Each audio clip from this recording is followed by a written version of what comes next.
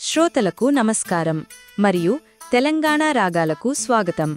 ఈ పాడ్కాస్ట్ తెలంగాణ యొక్క శక్తివంతమైన సాంస్కృతిక వారసత్వాన్ని విశ్లేషిస్తుంది. ఈరోజు మనం తెలంగాణ యొక్క ఆత్మతో నిండిన జానపద పాటల చరిత్ర ద్వారా ఒక ఆకర్షణీయమైన ప్రయాణం చేయబోతున్నాము.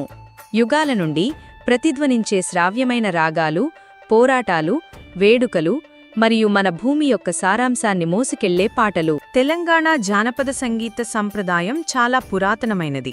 ఇది భూమి మరియు దాని ప్రజలతో చాలా లోతుగా ముడిపడి ఉంది. మన జానపద పాటలు కేవలం బాణీలు మాత్రమే కాదు, అవి మన చరిత్ర యొక్క జీవన క్రానికల్. అవి రోజువారీ జీవితం, సంప్రదాయాలు మరియు ముఖ్యంగా వివిధ యుగాల యొక్క సామాజిక రాజకీయ పరిస్థితుల గురించి మాట్లాడుతాయి.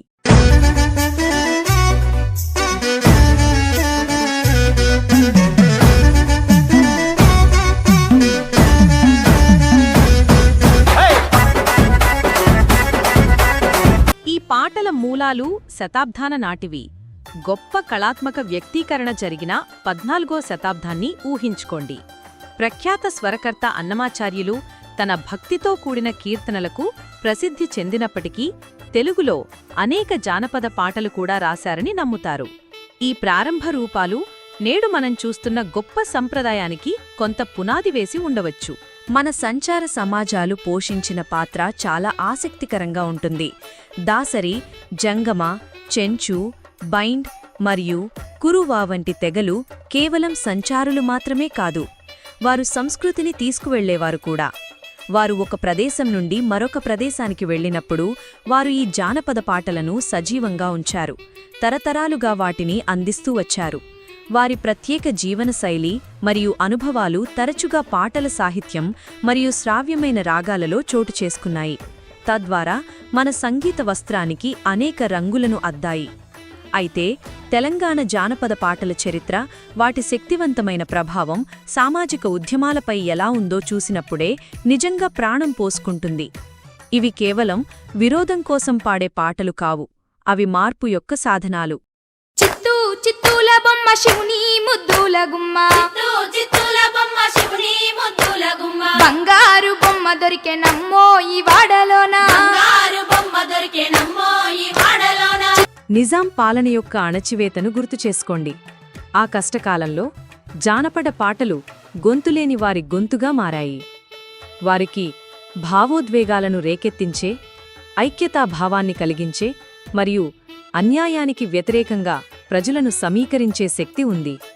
ఈ పాటలు ఎదుర్కొన్న కష్టాలు, స్వాతంత్ర్యపు కలలు మరియు తెలంగాణ ప్రజల యొక్క దృఢ సంకల్పాన్ని గురించి మాట్లాడతాయి.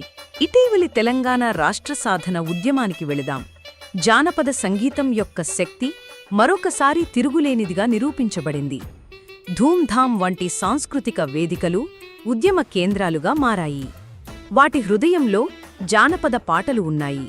గద్దర్, గోరిటి వెంకన్న, విమలక్క, అందిశ్రీ వంటి దూరదృష్టిగల గాయకుల సాహిత్యం ఉద్యమ గీతాలుగా మారింది. ఇది లక్షలాది మంది ప్రత్యేక రాష్ట్రం కోసం ఆకాంక్షలతో లోతుగా ప్రతిధ్వనించింది. వారి మాటలు మన గుర్తింపు యొక్క స్పష్టమైన చిత్రాలను చిత్రీకరించాయి మరియు స్వీయ నిర్ణయాధికారం కోసం సామూహిక కోరికను మరింత బలపరిచాయి.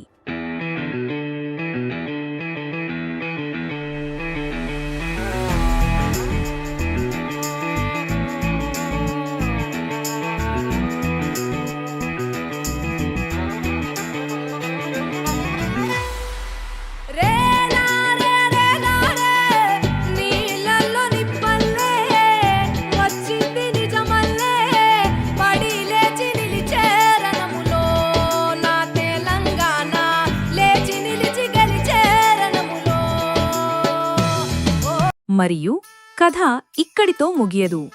నేడు కూడా మన శక్తివంతమైన మరియు నూతనంగా ఏర్పడిన రాష్ట్రంలో తెలంగాణ జానపద పాటల సంప్రదాయం అభివృద్ధి చెందుతూనే ఉంది. మీరు తరచుగా ఈ శ్రావ్యమైన రాగాలను రాజకీయ సమావేశాలలో, సాంస్కృతిక వేడుకలలో మరియు మన గ్రామాలు మరియు పట్టణాల గుండె చప్పుడులో వింటారు. అవి మన గతం గురించి గుర్తుచేస్తాయి, మన వర్తమానాన్ని జరుపుకుంటాయి మరియు భవిష్యత్తులోకి తెలంగాణ యొక్క స్ఫూర్తిని తీసుకువెళతాయి. కాబట్టి మీరు తదుపరిసారి తెలంగాణ జానపద పాట విన్నప్పుడు మీరు కేవలం ఒక బాణి వినడం లేదని గుర్తుంచుకోండి. మీరు శతాబ్దాల చరిత్ర, పట్టుదల మరియు తెలంగాణ ప్రజల యొక్క శాశ్వత స్ఫూర్తితో కనెక్ట్ అవుతున్నారు. ఇది తెలంగాణ రాష్ట్రం యొక్క గొప్ప సాంస్కృతిక వారసత్వం. మరొక ఆకర్షణీయమైన అంశంతో మళ్ళీ కలుద్దాం. అప్పటి వరకు రాగాలను సజీవంగా ఉంచండి. నమస్తే.